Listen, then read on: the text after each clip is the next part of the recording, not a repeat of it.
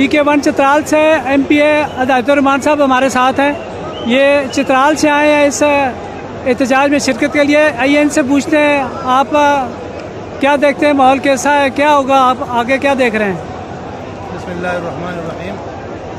यकीनन हम जो देख रहे हैं इंसानों का एक समंदर यहाँ पे जमा है।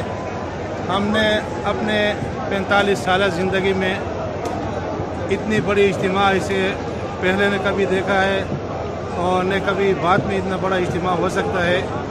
यकीनन तमाम पार्टी इकट्ठे हुए हैं और जो मुतालिबा कर रहे हैं सेलेक्टेड हुकूमत की और खातिमे की, और यकीनन खातिमा होना चाहिए और खातिमा होगा भी। तो आप क्या देखते हैं, अगर इमरान खान साहब इस्तीफ़ा दे दें तो आगे क्या होगा? अगर इमरान खान साहब इस्तीफ़ा देते हैं तो दोबारा यकीनन इलेक्शन होगा। ये तो सिलेक्शन था और इलेक्शन में चूँकि अवामी मैंडेट से और मुंतखब नुमाइंदों का आना ज़रूरी है।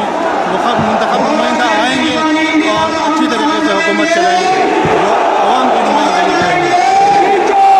आगे इलेक्शन तो होगा, लेकिन वही इलेक्शन कमीशन होगा जिसने पहले इलेक्शन करवाया है, वही फौज होगी जिसकी निगरानी में पहले इलेक्शन हुआ है।